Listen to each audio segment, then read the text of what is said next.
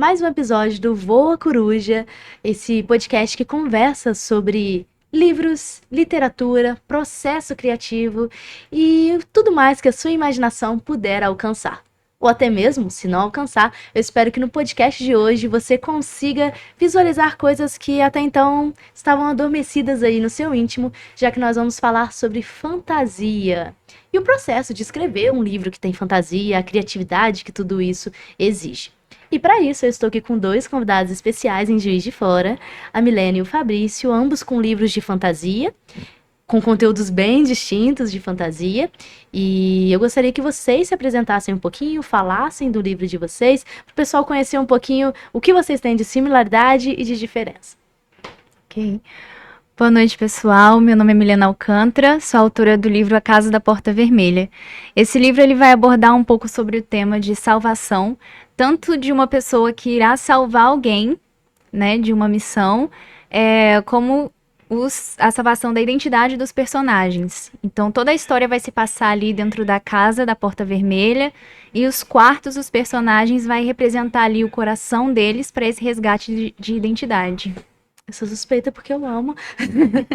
Você, Fabrício? Bom, meu nome é Fabrício Azevedo, eu sou jornalista e resolvi embarcar um pouco na literatura, que é uma coisa que eu sempre sonhei. A minha história não é tão edificante quanto a da minha colega, né?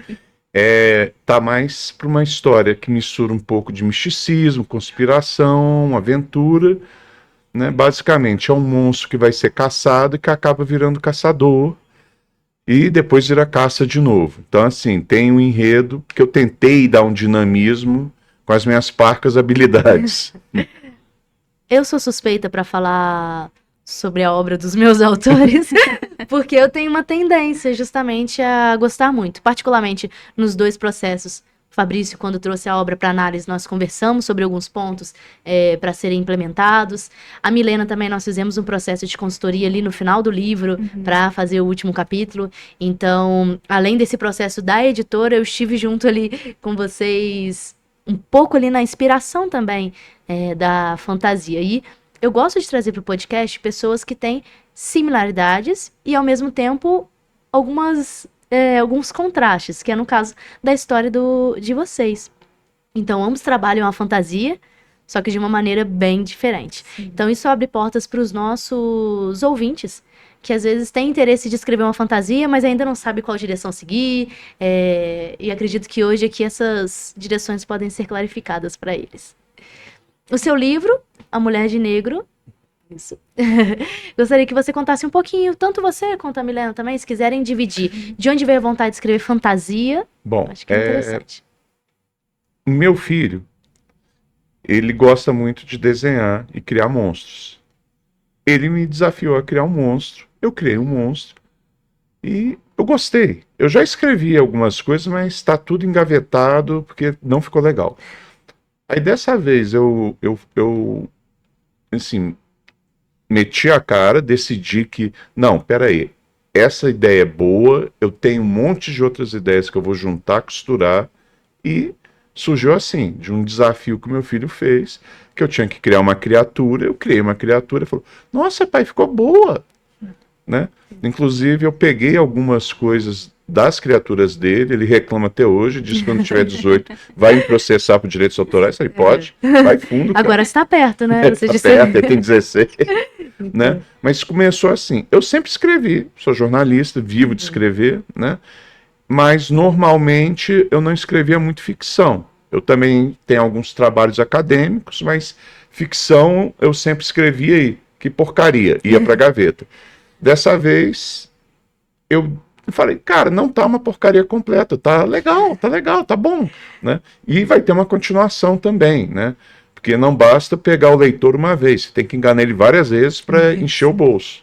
Viu? E agora vocês chegaram num ponto em comum, porque a Milena também tem uma continuidade do livro dela, e agora que você já publicou há um tempo, você já deve estar sentindo isso, os leitores pedindo muito. a continuação. Como o pessoal está bem ansioso para a segunda parte. É muito legal você desenvolver uma história que pode ter essa continuação. Eu escrevi o meu primeiro livro de ficção, o segundo que eu publiquei, primeiro que eu publiquei, mas o segundo que eu escrevi, A Face Inversa do Amor. eu tenho um romance parado que tem personagens de A Face Inversa do Amor, não é uma continuação, mas eu consigo fazer uma referência entre os personagens iniciais nessa segunda obra. E é muito legal você conseguir criar essa conexão entre as obras, essa sinergia. E aproveitando também para agradecer aqui o Arthur pelo desenho da coruja, muito bonito. Ele fez agora aqui? Não, foi ele antes? fez em casa. Antecipado. Ele tá querendo depois fazer uma nova logomarca para sua editora, Olha! só para esse tipo de história de fantasia, monstro, etc. Ah, nós temos os selos editoriais. É. Então, Arthur, está contratado. Arthur, manda o seu currículo aqui, estamos recebendo currículos. A coruja tem um símbolo muito forte, um símbolo muito conectado à sabedoria. E eu acredito que ele deve ter algumas ideias vinculadas ao tipo de obra que vocês escrevem, essa parte de fantasia, porque a coruja abre muitas portas. Bom, em várias culturas, inclusive, né? verdade. Por exemplo, Palas Atenas, que é a deusa da sabedoria grega, coruja. Isso. Várias bruxas célticas têm coruja. Tem uma conotação meio ruim de ave de mau agouro, mas eu particularmente acho linda. Em Brasília eu tenho algum problema com coruja, que elas já me atacaram de noite, mas isso... Olha, Não, mas eu passei perto demais do ninho dela e levei uma Isso, porretada provavelmente. na cabeça. Minha culpa, a biologia explica. pelo visto. Mas, particularmente, essa questão que as pessoas têm com a coruja e esse receio que às vezes ela traz maus presságios e tudo mais, eu sempre fui a pessoa que andei na contramão. Então, se as pessoas achavam isso, eu sempre achei o contrário das corujas. E a coruja, ela tem esse ar da sabedoria e também essa conexão com o voo. Tanto é que recentemente nós mudamos o nome do podcast, agora é Voa Coruja, justamente por essa questão. A coruja, ela é o único pássaro, me corrijam se algum biólogo estiver assistindo e caso esteja errado, que voa sem fazer barulho nenhum. Ela é totalmente silenciosa, porque ela faz isso para conseguir chegar até as presas e tudo mais sem ser percebida. Então, muitas vezes na nossa vida, o barulho atrapalha o nosso progresso. E a coruja vem com esse sentimento, a possibilidade de você voar e mesmo assim voar em silêncio, saber ficar no próprio silêncio e mesmo assim evoluir. E, então, vocês que trabalham com fantasia, já vou deixar aqui uma dica pro próximo livro. Se vocês quiserem colocar uma coruja, assim, no meio, passando, No pode final do colocar. podcast, Isso. você vai ter uma surpresa, Ai, mas meu Deus. ainda tem tempo. Bom, já que a gente começou o conselho, eu já gostaria de dar depois a minha colega querida aqui vai dar o dela. Meu primeiro conselho, inclusive, é cuidado com os conselhos. Ah, muito bom. Porque eu acho que a pior coisa que um escritor iniciante pode fazer... Eu não sou iniciante porque, como eu disse, eu escrevo. Desde da adolescência, antes de entrar na faculdade, eu já fazia jornal de colégio, essas coisas, já escrevia pequenas histórias, mas... Então, eu não sou exatamente iniciante, mas é a primeira vez que eu vou publicar mesmo ficção. Cuidado com conselhos, que é para você não seguir receita. Se você seguir receita, não é a sua história. Claro, você pode ter técnicas assim, sim, mas tenha muito cuidado, porque isso pode acorrentar o seu trabalho. Não é isso que você quer, especialmente se você é um iniciante. Muito bom. Porque, na verdade, não existe uma receita pronta. Você precisa resgatar como você acessa a sua própria inspiração. Exatamente. Algumas técnicas, elas são importantes para você encontrar a sua própria linguagem. Entender, por exemplo, diante de um bloqueio, como é que eu posso agir diante disso? O que pode ouvir uma opinião? Do que pode ser melhorado aqui nessa história? Então, essa parte é importante, mas nunca se prender a esses conselhos.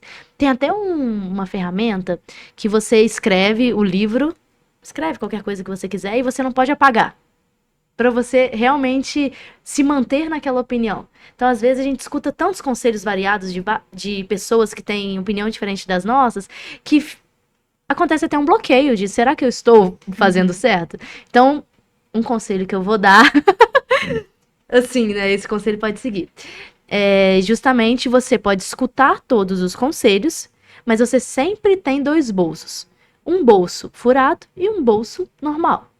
Os conselhos que não te cabem entram ali naquele bolso furado e acabou. Agora, aqueles que servem, realmente, eles são importantes. Como eu disse, cuidado com os conselhos. Muito bom. E você, Milena, agora que já publicou seu livro, já está pensando no segundo, como que tem sido esse processo de se transformar em uma autora? O Fabrício vai entrar agora nesse processo, conhecer o filho dele em breve. Gente, foi algo assim muito extraordinário mesmo, porque eu nunca me imaginei escrevendo um livro e pela primeira vez foi assustador, mas ao mesmo tempo foi muito curioso e deu aquela vontadezinha de aprofundar e de me jogar, sabe? Descobrir uma nova, vamos se dizer, uma nova identidade minha, porque eu sempre fiquei aquela centradinha, eu vou só ler e tudo bem, mas quando a gente começa a escrever o nosso é muito mais diferente. Parece que fica tudo muito mais amplo nessa questão. E você começa a ler de uma forma diferente. De uma forma muito diferente. Inclusive, o próximo ponto que eu queria falar é exatamente isso. O segundo conselho.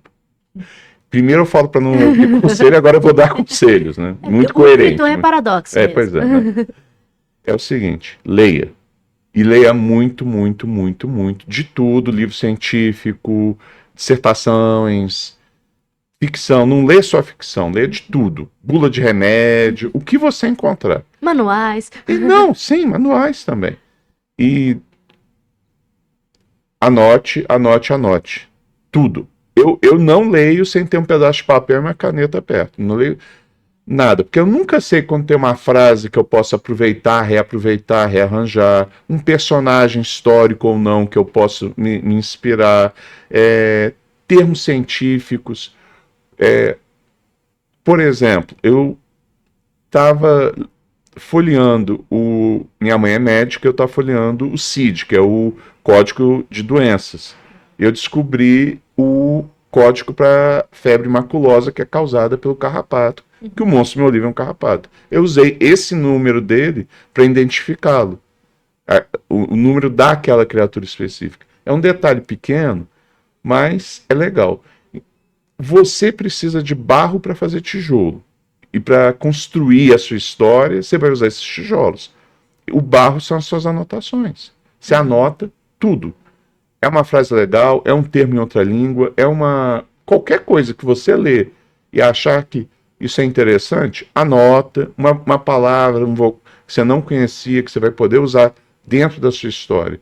Porque você precisa de repertório. Sem repertório você não faz nada. Né? E a vida é repleta de repertórios que nós não damos atenção. Várias coisas que passam por nós, que poderiam ser muito mais significativas se nós fôssemos um pouquinho mais a fundo. E no livro de ambos, vocês fazem essas questões com referências. O livro da Milena, quem lê ali tem uma experiência e à medida que vai consumindo conteúdo, vai encontrando umas referências para desvendar a história. E o seu também tem essa dinâmica, tem muita referência dentro do seu livro. Uma coisa que eu falo muito nesse meu próximo livro, eu até explico isso com algumas ilustrações, é que vão existir leitores distintos para o nosso livro. Existe aquele leitor que vai só colocar o pé, vai ler literalmente o seu livro.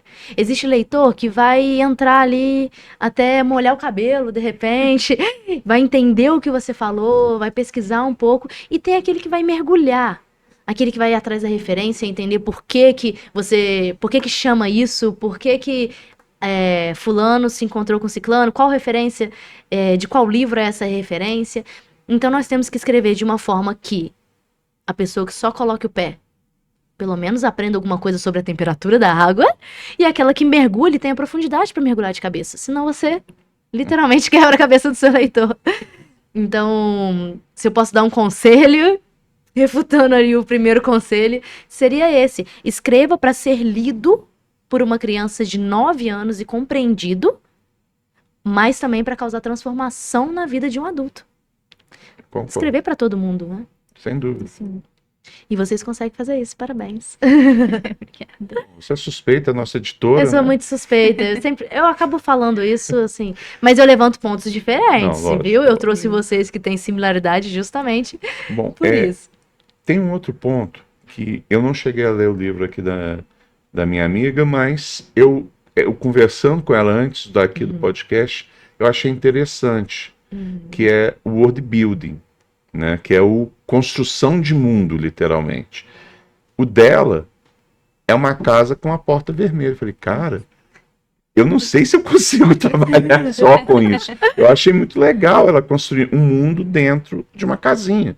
Porque quando você escreve, especialmente fantasia, você está construindo o mundo. Aliás, escrever fantasia é a coisa mais fácil do mundo por causa disso, e também é a coisa mais difícil exatamente por causa disso. Porque você está fazendo o mundo, você está construindo aquele mundo, entendeu?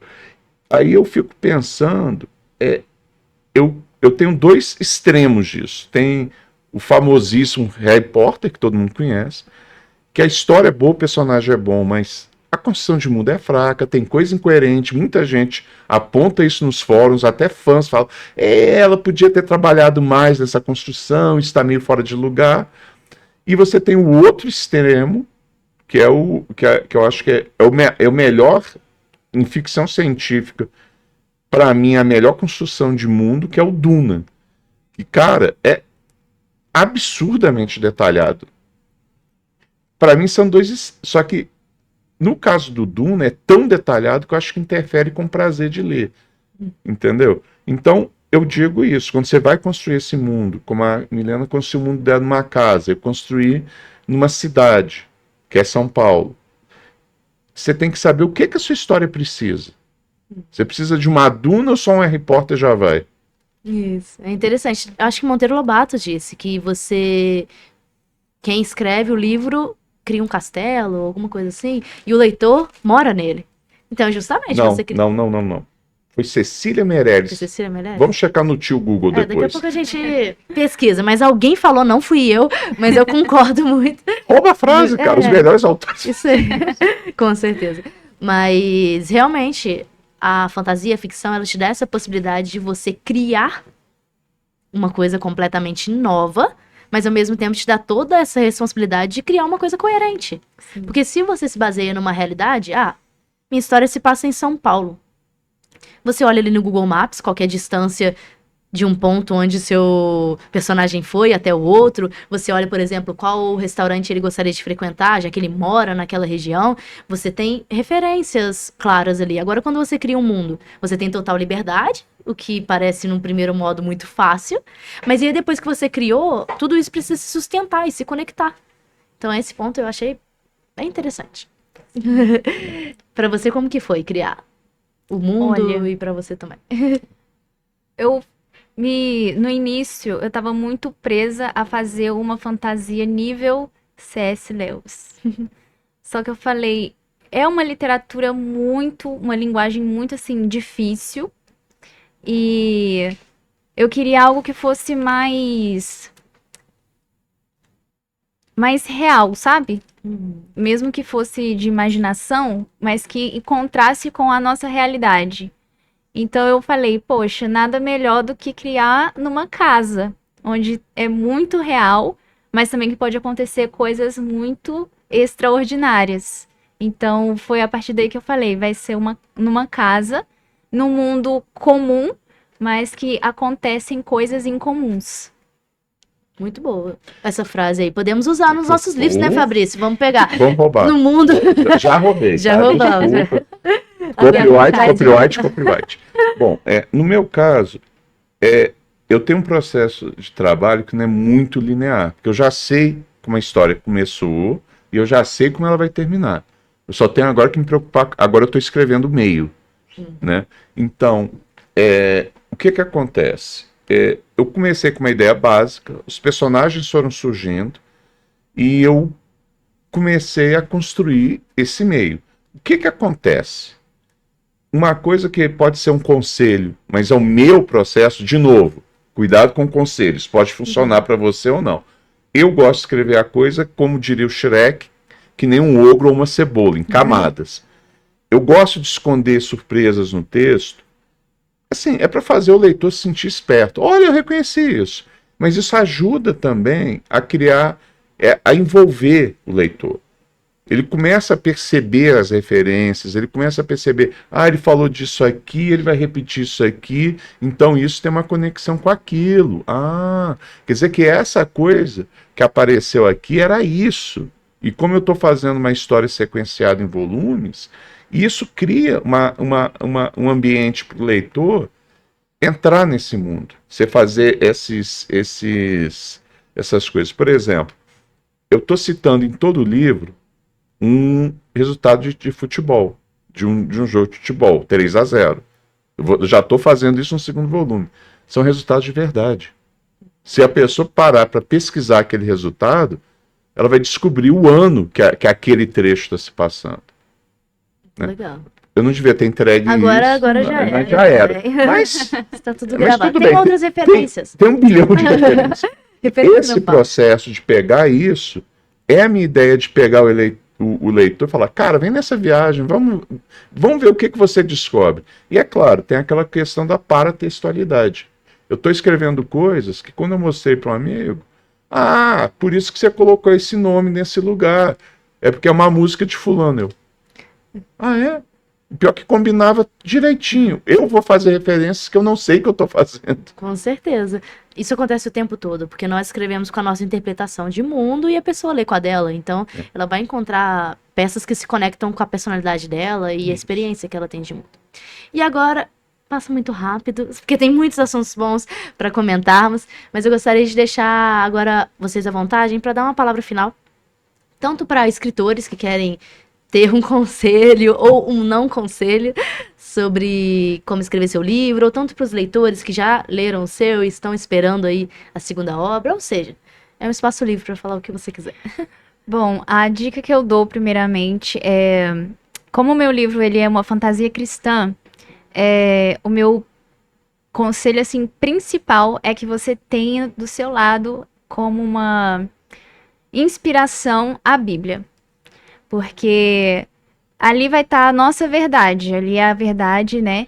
Então, para não fugir muito do tema que você quer chegar e também não ficar abordando muito sobre uma única coisa. Porque, como a gente comentou aqui, os leitores são muito diversos. Então, para não empurrar muito, né, sobre algo que a pessoa não acredita, mas que você acredita, mas está ali, sabe? De uma forma bem, como eu posso dizer? Guardada. Isso, bem guardada. Muito bom. Essa é a dica que eu dou. Bom, eu vou falar duas coisinhas. Primeiro, eu vou pedir uma sugestão para os telespectadores, não, podcast não tem telespectadores, para os ouvintes. Primeiro, que dia da semana eu crio o mundo? Menos segunda, lógico. Eu acho que terça ou quarta são os ideais, né?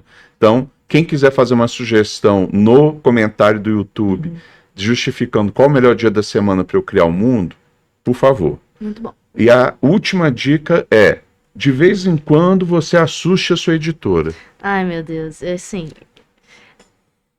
tenho até medo mesmo. Tem uma coruja aqui, uma viu? coruja Eu comigo. sempre beijo uma coruja.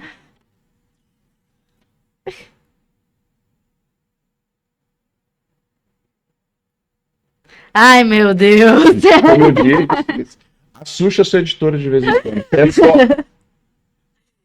Então, fico preocupada mesmo. Conhecendo a informação que tem no seu livro, sobre o que o seu livro fala. Pra quem não conseguiu ler, não tirou um print, ele está dizendo... E a minha letra é simplesmente horrível, também tem esse problema. Isso acontece. Médico e escritor. Ele falou que vai me transformar em um personagem. Então, vamos aguardar aí, ouvir o que será a cena dos próximos capítulos. Já estou curiosa, embora um pouco de medo, dado os personagens que eu já conheço. Mas espero que seja um personagem muito legal, né? Eu sou muito divertida, muito legal, a gente boa. Então eu gostaria de agradecer. Claro, daqui a pouco eu vou mandar minha ficha de personagem pronta, já que você já vai criar, eu posso mandar. Me economiza trabalho, editora. Muito bom. Gostaria de agradecer a presença de vocês, a criatividade que vocês têm. Muita criatividade, Fabrício. E também a confiança no trabalho da editora, de trazer as obras de vocês. Você é de Juiz de Fora, o Fabrício trouxe de... Eu sou de Brasília, mas eu nasci aqui. Eu sou híbrido. Brasília e Juiz de Fora é o meu eixo. essa palavra combina muito bem com tudo que você gosta de escrever. Então, gostaria de agradecer a confiança de vocês aqui no nosso trabalho. Falar que o livro da Milena já está disponível. O do Fabrício, eu vou deixar o link aqui abaixo, porque ele está sendo apresentado hoje. Eu vou te mandar foto assim que chegar na editora. Obrigado. O filho vai conhecer o pai hoje. E para você que nos ouviu até agora, eu gostaria de deixar nenhum conselho, porque geralmente eu deixo um conselho no final. Mas depois de tudo isso que foi dito, eu acho que eu não vou deixar nenhum conselho, vou deixar para você refletir a respeito de tudo que foi conversado, pensar na sua obra, seja fantasia ou seja qualquer coisa, que o mais importante é você levar um pouco de si para dentro dela com autenticidade, ou um pouco das outras pessoas, como o Fabrício vai levar aqui. Muito obrigada pela sua atenção e eu te vejo no próximo episódio.